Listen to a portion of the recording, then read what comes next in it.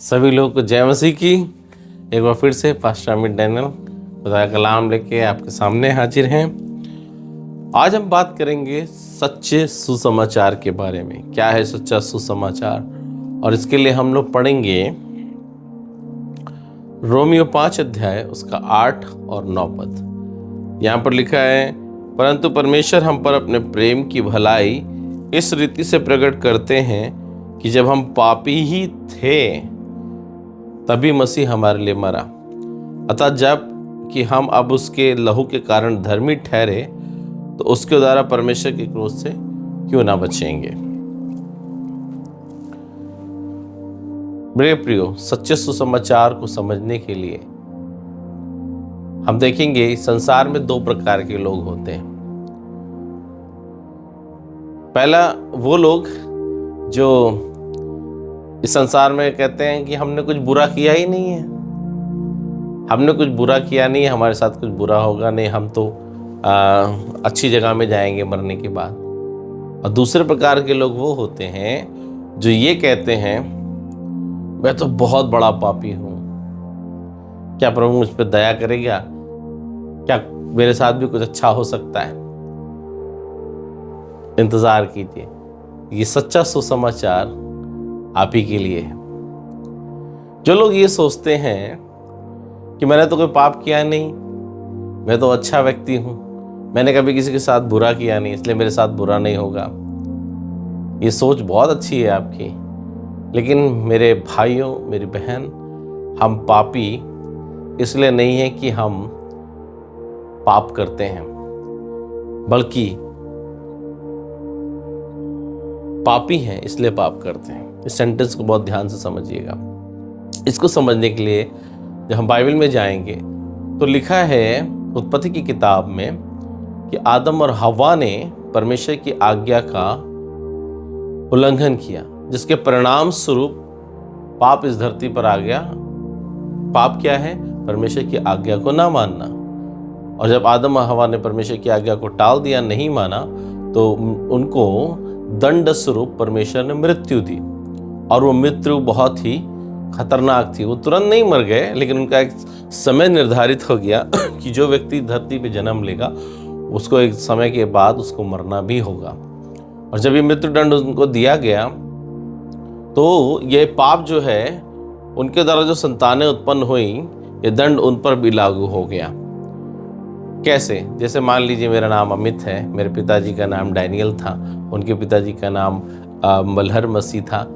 तो मान लीजिए मेरे पिताजी के भी पिताजी यानी मेरे दादाजी के भी, उनके ऊपर जो पिताजी वो ख़त्म हो जाते, जवानी की अवस्था में उनकी शादी नहीं होती, तो मेरे दादाजी नहीं आते। और मेरे दादाजी का जन्म नहीं हुआ तो मेरे पिताजी का जन्म नहीं हुआ होता। और अगर पिताजी का जन्म नहीं हुआ होता तो मेरा भी जन्म नहीं हुआ होता।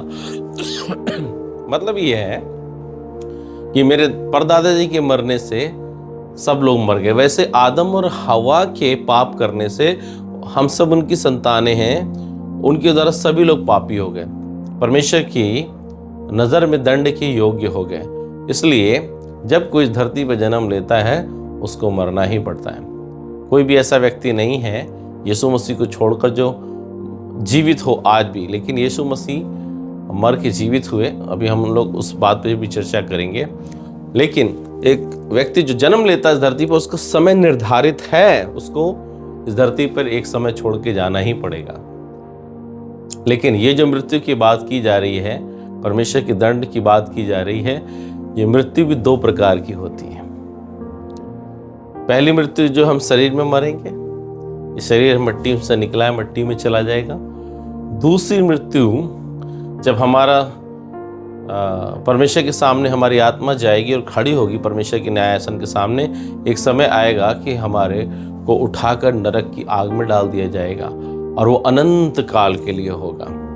यह है दूसरी मृत्यु। पहली मृत्यु से ज़्यादा खतरनाक है दूसरी मृत्यु, क्योंकि पहली मृत्यु में हम जो भी जितना भी जीवन जीते हैं, 80 साल, 90 साल, 100 साल, उसके बाद हम शरीर को त्याग देते हैं। लेकिन जो द्वितीय मृत्यु है वो बहुत ही खतरनाक है। वहाँ पर लिखा है जो परमेश्वर के न्यायासन के सामने खड़े होंगे, दंड के योग्य होंगे, वो पुनः जीवित किए जाएंगे दंड भोगने के लिए और नरक की आग में डाल दिए जाएंगे। और नरक कि आग में वो सदा काल के लिए डाल दिए जाएंगे। नरक एक बहुत भयानक जगह है जहां पर सिर्फ आग की लपटें हैं, अकेलापन है, चीख है, चिल्लाहट है, तकलीफ है, पीड़ा है और बॉटमलेस पिट है, यानी कि उसमें कोई भी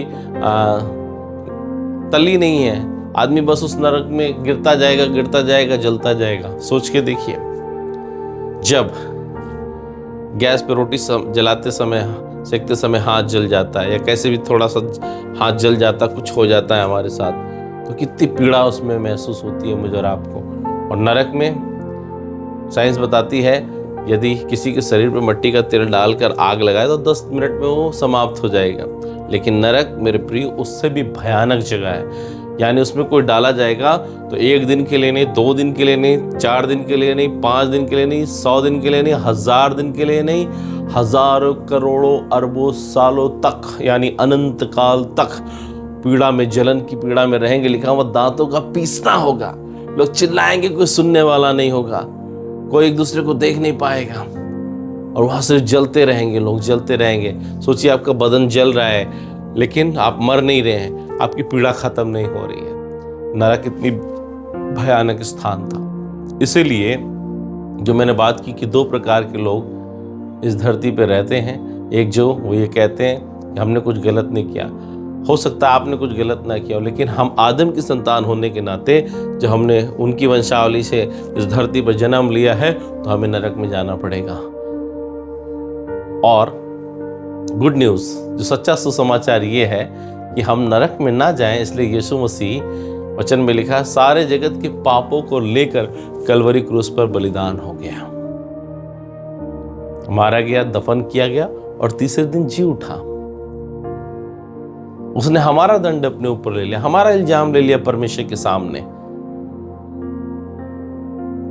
गुनाह हमने किया मगर उसने सजा भोगी ताकि मैं और आप बचा लिए जाएं। तो मेरे प्रियो, मान लीजिए एक उदाहरण देता हूं, जैसे मेरा किसी से झगड़ा हो जाए और मैंने उसे जान से मार दिया।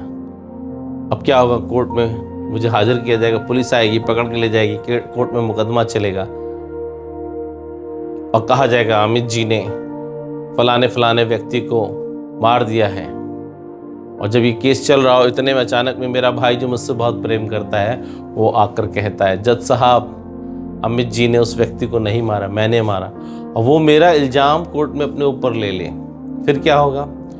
कोर्ट कहेगी हमें कोई गवाह की जरूरत नहीं है, क्योंकि ये स्वयं अपने मुंह से गवाही दे रहे हैं। इसलिए दफा 302 के तहत ताजीराते हिंद इनको फांसी की सजा सुनाई जाती है। और मेरा भाई क्योंकि मुझसे प्रेम करता था, मेरा इल्जाम लेके फांसी पर चढ़ गया। गुनाह मैंने किया था लेकिन इल्जाम उसने ले लिया। अब क्या हुआ?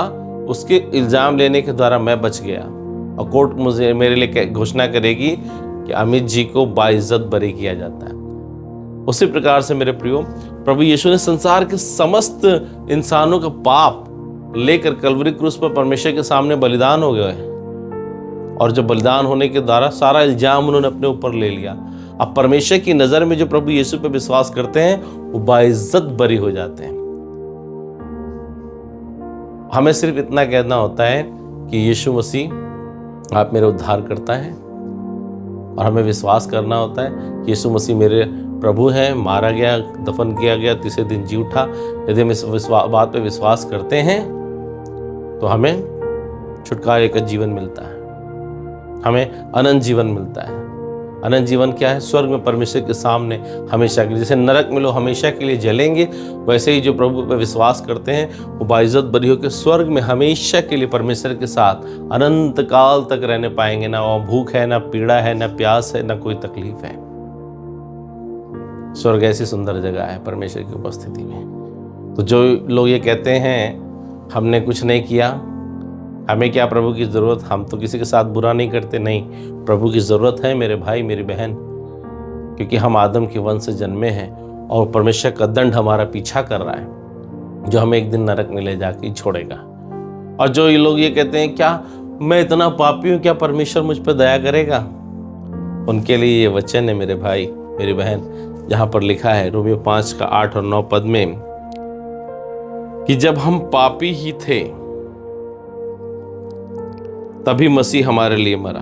परमेश्वर ने अपना प्रेम हम पर इस प्रकार से प्रकट किया कि जब हम पापी ही थे तभी मसीह हमारे लिए मरा, अतः जबकि हम उसके लहू के कारण धर्मी ठहरे तो उसके द्वारा परमेश्वर के क्रोध से क्यों ना बचेंगे। यह है सच्चा सुसमाचार।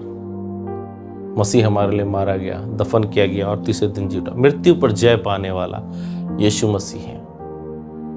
प्रभु के वचन में लिखा है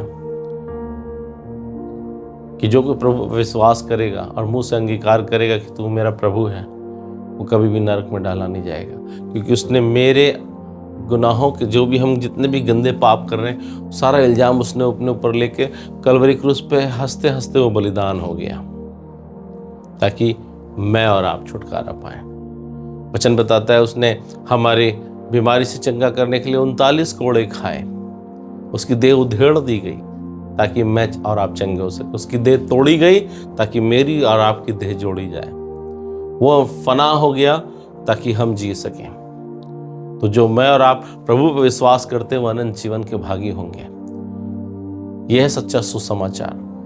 लेकिन मैं आपको एक स्टेप और आगे ले जाना चाहता हूँ। यदि आपने प्रभु यीशु मसीह को ग्रहण कर रखा है और अभी भी अपनी मर्जी से जिंदगी को जी रहे हैं, अभी भी आप उस तरीके से नहीं जी रहे हैं जिस तरीके से जीना चाहिए, तो मैं आपको बता देना चाहता हूँ मेरे प्रियो, प्रभु ने जो बलिदान दिया वो कोई हंसी मजाक नहीं है। प्रभु ने एक बहुत बड़ा दंड सहा मेरे और आपके लिए।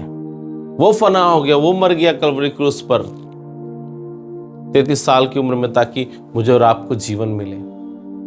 आज जो हम लाइफ जी रहे हैं, आज जो सांसें हम ले रहे हैं, प्रभु यीशु की हैं।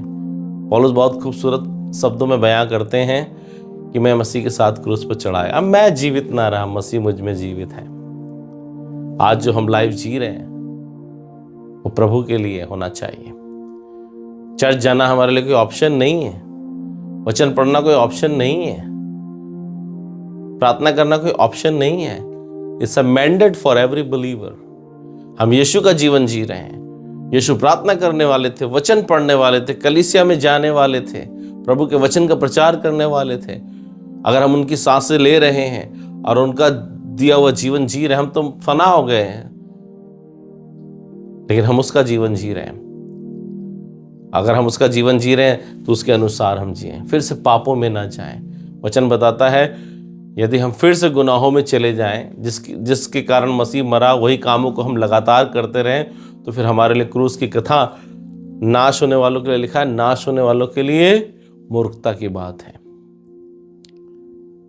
ये परम सत्य है मेरे प्रियो। यीशु मेरे और आपके गुनाहों के लिए मरा।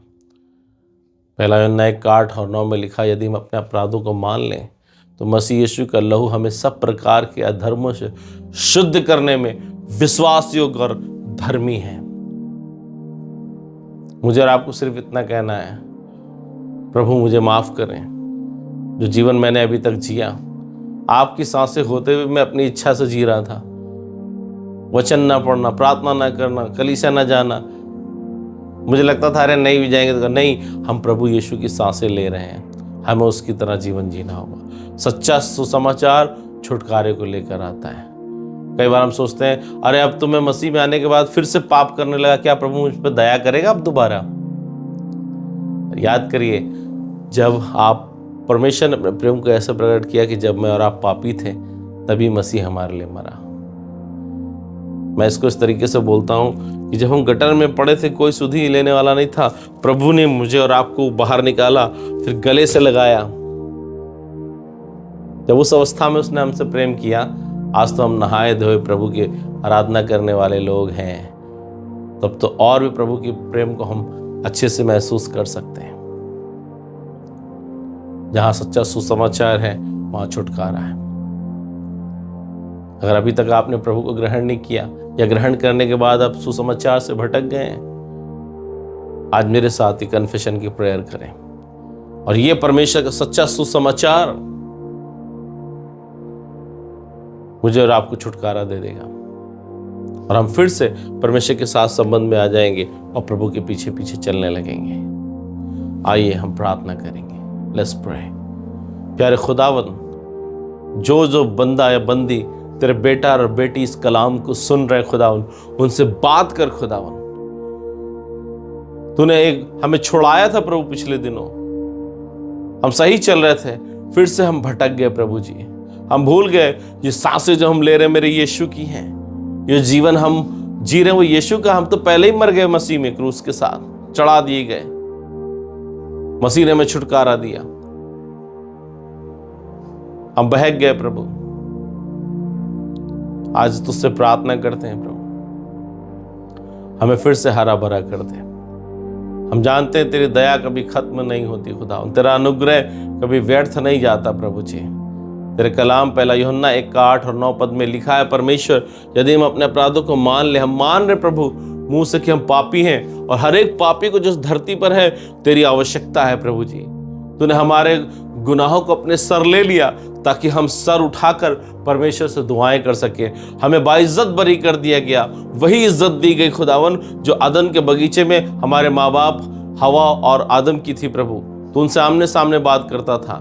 यीशु हमारे लिए बलिदान हो गया ताकि हम खुल के सांस ले सके तेरी उपस्थिति में, तेरी आराधना कर सके, तुझसे बातचीत कर सके, तुझसे प्रार्थना कर सके प्रभु जी। हम आपके हृदय से आभारी हैं हमें बाइज्जत बरी करने के लिए।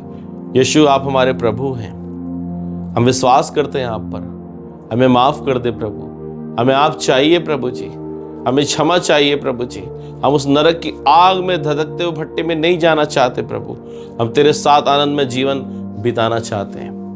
खुदा बाप हम प्रार्थना करते हैं, हर एक व्यक्ति जो धरती पर जन्मा है उसे आपकी आवश्यकता है, क्योंकि आप ही मृत्युंजयी परमेश्वर हैं। वचन बाइबल बताती है आप आए इस धरती पर, हमारे इल्जामों को लेकर मार दिए गए, दफन किए गए और तीसरे दिन जी उठे। अगर ये बात सत्य नहीं हुई प्रभु तो कोई आशा इस धरती पर नहीं है, लेकिन आपका धन्यवाद हो हमारे पास आशा है और हम विश्वास करके आपके साथ अनंत जीवन में प्रवेश करेंगे। हम प्रार्थना करते प्रभु हमारे गुनाहों को माफ कर दें, हम जिस भी अवस्था में हमें छुड़ा ले प्रभु, ताकि हम अपनी जिंदगी को तेरी इच्छा के अनुसार जीने पाए। धन्यवाद इस सच्चे सुसमाचार के लिए जो हमारे लिए छुटकारा लेकर आया। खुदा बाप हम सारा आदर महिमा गौरव मान आपको देते हैं। जो लोग प्रार्थना कर रहे हैं हमारे साथ प्रभु, उन सबके हृदय को हील कर दे, संबंध को फिर से स्थापित कर दे, और ये सच्चा सुसमाचार जहां जाता जिंदगियां बदल देती हैं प्रभु जी। जैसे तूने हमारी जिंदगी को बदला, वैसे सब सुनने वालों पर तेरा अनुग्रह हो, और इस समाचार को सुनने के बाद लोगों का जीवन बदल जाए। पवित्र आत्मा की अग्नि में होकर ये संदेश लोगों तक पहुंचने पाए, पवित्र आत्मा की सामर्थ्य में होकर प्रभु जी लोगों तक पहुंचने पाए। और जब ये वचन सुनते तेरा आत्मा लोगों से बात करे, जीवन तेरे चरणों में रख दी जाए खुदावन, और तुझे महिमा मिले खुदा बाप। धन्यवाद देते हैं, सारा आदर महिमा आपको देते हैं। प्रार्थना को प्रभु यीशु के नाम से मांगते हैं, आमेन आमेन आमेन आमेन। सभी को जय मसीह। प्रभु आप सबको बहुत आशीष दे इस कलाम के द्वारा। God bless you all. फिर मिलते हैं नेक्स्ट वीडियो।